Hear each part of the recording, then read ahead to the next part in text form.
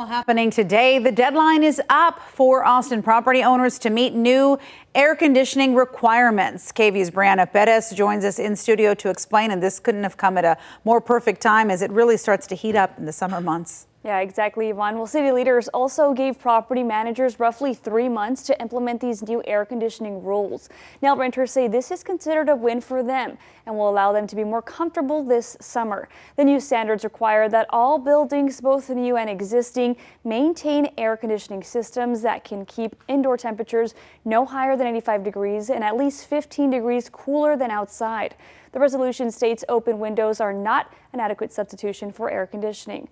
Mayor Pro Tem Vanessa Fuentes pushed for this change, and she joined us on Daybreak earlier this week to talk about how it will benefit renters. It's particularly for our renters, a new tool to hold landlords accountable. When your AC goes out, we want to make sure that's quickly addressed and fixed. And so this really is about health and safety of our residents.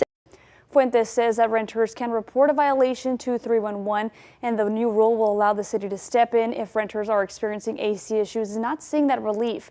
These new standards are in response to a council resolution passed in August of 2023, focused on improving livability and public health in high heat conditions.